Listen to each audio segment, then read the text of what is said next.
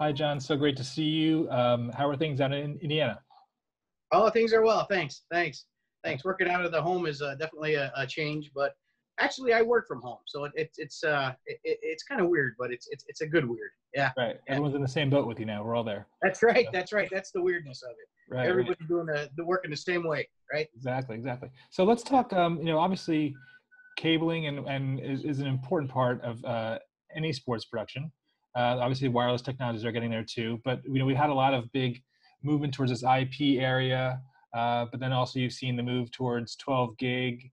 And sort of because obviously the UHD is much easier with a 12 gig signal than it is having to take or take 4 3 gig signals. So what are you kind of seeing in terms of just general trends among your customer base as far as what they're looking for in cabling capabilities? Sure. Well, fiber is definitely still in huge demand, and the new 12 gig coax is something that the demand is growing, but it's still small. A lot of people out there still want the fiber because Sure. it's just so much more. The bandwidth is so much wider. However, coax is easier to terminate, less expensive to terminate, and easier to work with. Right. Yeah, we're seeing a good amount of 12 gig inquiries for different venues. Yeah. Right. So you have the new CD UHD series of Mhm. 8K 12 gig. So it has the letters 8K in there, or the number Right. 8 and the K. So is that for 8K?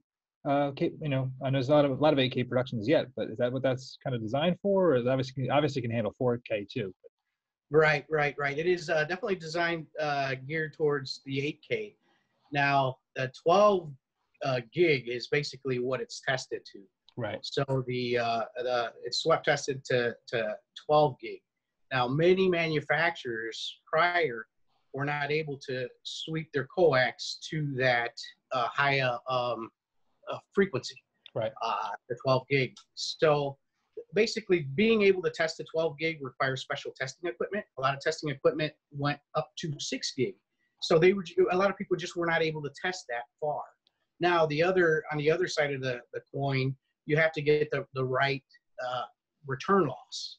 Sure. Now, return loss is critical on this type of product. So you sweep test out to 12 gig, but you still need to get 15 or better decibels, right, of return loss. Right. So that's the trick. And in order to do that, we're using the silver coated copper and the precision extrusion of the dielectric is very critical, because you have to have that center conductor centered properly, exactly, and no vibrations in the machines, the extruders, right, or anything like that. Yeah.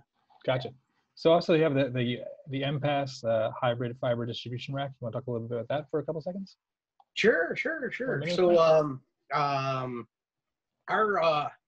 our distribution rack, our MPA's enclosure, is an angled modular splice enclosure.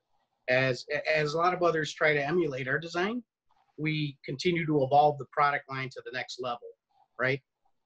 Current features not only allow a modular rear plate option to accommodate a variety of cables. So basically SMPTE cable and triax on the same, in the same enclosure, right? Saving rack and design space.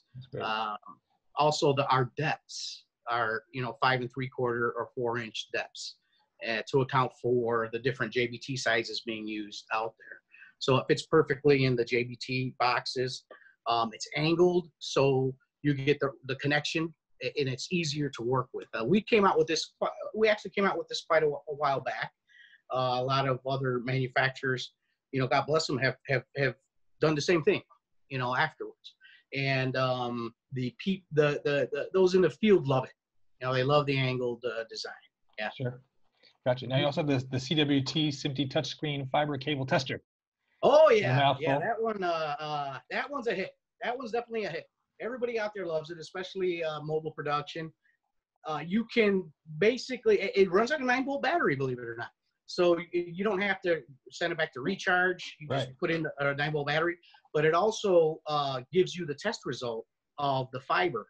So the the return loss of the fiber, the test results, and it tells you from point A to point B that you're connected to the same fiber. Gotcha. A lot of other tests, there were errors because of that. You didn't know which fiber you were connected to. So it tells you you're connected to the right fiber. It also tests the copper conductors. So, on a SMPTE cable, you have your 2 channels of fiber, basically, 4 fibers, and you have your 4 conductors of copper, you combine 2 of them, basically 4 20 gauges. You combine 2 20 gauges, that makes a 16 gauge, right? Gotcha. It just makes the cable much more rounder and user-friendly, more flexible. Gotcha. So the tester also identifies the copper conductors on both sides, right? So, and that, again, there were a lot of complaints about the remote mobile testers out there. This is a handheld tester that would not basically identify the 2 coppers at both ends, right? So this one tells you you're at the right one, and if you're not, it'll give you an error message. Yeah. Gotcha. So people out there love it. It's touchscreen, and it gives you the actual test results of the fiber, right? Yeah. So what do you see is, obviously a lot of people, it's been a busy month, even though a lot of the sports stuff has stopped, but everybody's totally redoing their workflows and thinking about, okay, we were going to go to virtualized REMI productions in 2 or 3 years, but now all of a sudden they're looking at doing it in 2 or 3 months. What's the ripple effect as far as that move towards fiber? Do you think fiber is going to be becoming more crucial as they look to kind of make their compounds bigger, right, and get it further away from the stadium potentially? What do you think is that sense of the fiber growth going forward? Well, fiber is definitely the key for long runs. I mean, with the UHD or the 8K or 12 gig coax, you can only go so far. Right. Well, with the fiber, you can go a lot farther, right? So one of the things, a couple projects we're working on, I don't know if I'm jumping to another topic, but a couple projects we're working on right now are the Dodgers, also the Rams and the Raiders. Now, when COVID happened, a lot of it stopped, and then it started up again. Right. As soon as they were able to come up with the proper procedures for safety, right? So we're still providing product.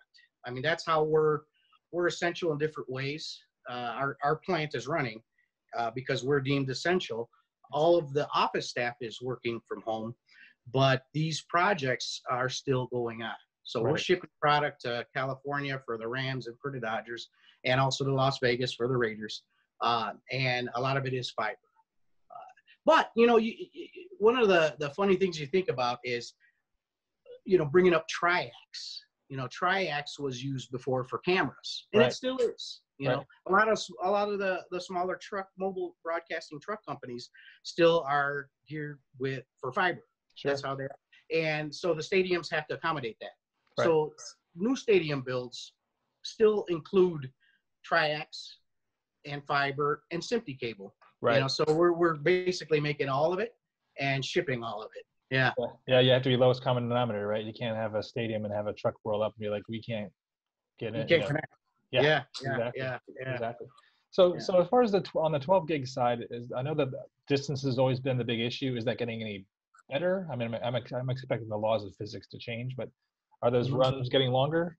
Well, at a certain point, unless something is discovered, you become beholden to the laws of physics. Right. Copper, silver, whatever it is, can only go so far. Right. And that is going to be a limiting factor with coax. That's definitely going to be a limiting factor. Yeah, is the distance, and that's where people are going to fall back onto fiber. Yeah. Right.